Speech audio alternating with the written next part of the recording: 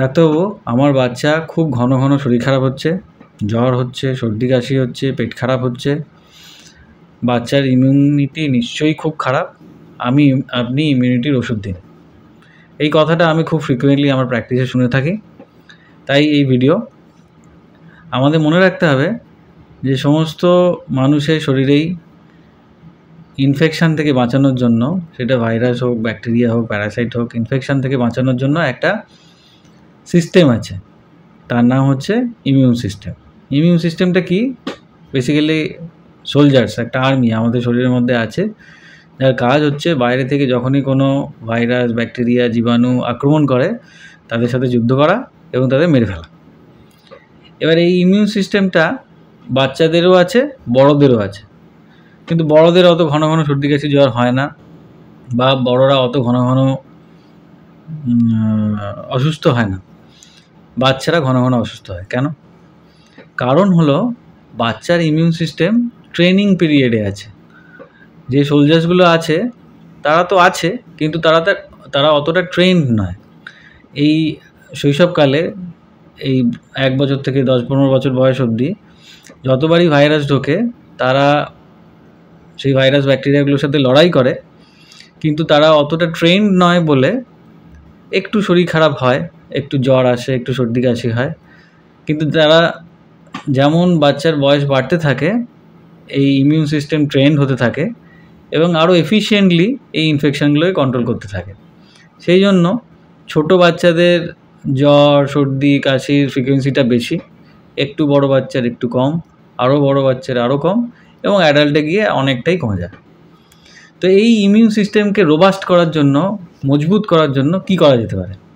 এই ইমিউন সিস্টেমকে মজবুত করার জন্য যেটা দরকার সেটা হচ্ছে কোনো দামি দামি সাপ্লিমেন্টস নয়, কোনো দামি হেলথ ড্রিঙ্কস নয়, নর্মাল বাড়ির খাওয়া দাওয়া।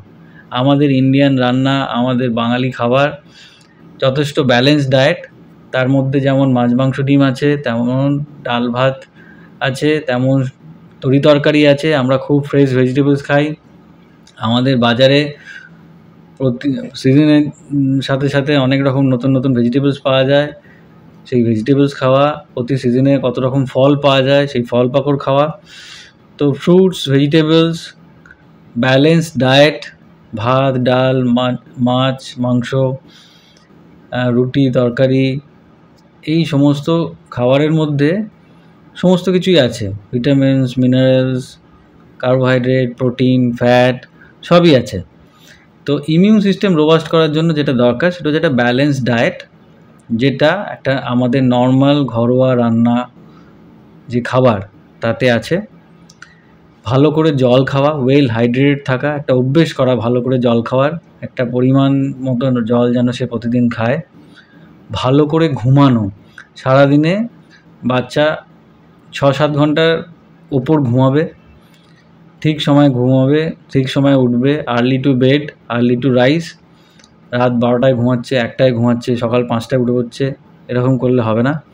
10টা-11টার মধ্যে ঘুমিয়ে পড়বে, সকালবেলা স্কুল যাওয়ার আগে উঠবে, সে 5টা হোক, 6টা হোক, 7টা হোক উঠবে, একটা ভালো রেস্ট পাবে, ভালো করে ঘুমাবে, বেশি করে জল খাবে, সবজি, ফল, ভাত, ডাল, তরি তরকারি, মাছ, ডিম এগুলো ভালো করে খাবে, তাহলেই হবে। নর্মাল নিউট্রিশন যখন বডি পাবে তখন এই ইমিউন সিস্টেম নর্মালি ডেভেলপ করবে। এবং আমাদের একটু ধৈর্য ধরতে হবে। ছোটোবেলায় একটু সর্দি কাশি, একটু অসুস্থতা, জ্বর, কাশি, পেট খারাপ এগুলো একটু ফ্রিকোয়েন্টলি হবে, কিন্তু আস্তে আস্তে বয়সের সাথে সেটা ঠিকও হয়ে যাবে। আপনি দামি দামি সাপ্লিমেন্টস খাইয়ে বা দামি দামি চমনপ্রাশ খাইয়ে এমন কিছু খুব একটা ডিফারেন্স করতে পারবেন না। যেটার দিকে মন দিন সেটা হচ্ছে নর্মাল বাড়ির রান্না, যেগুলো রান্না হচ্ছে যেগুলো সবাই খাচ্ছে, যাতে বাচ্চা সেই বাড়ির রান্না ভালোবেসে চেয়ে চেয়ে খায়, সেই ব্যবস্থা করার চেষ্টা করুন। তাহলেই আপনার বাচ্চা সুস্থ থাকবে, ভালোভাবে বাঁচবে, বড় হবে ইজিলি। আর মাঝখানে মাঝখানে যে একটু সর্দি কাশি জ্বর হচ্ছে সেটা নিয়ে অত টেনশন করার কিছু নয়। Thank you.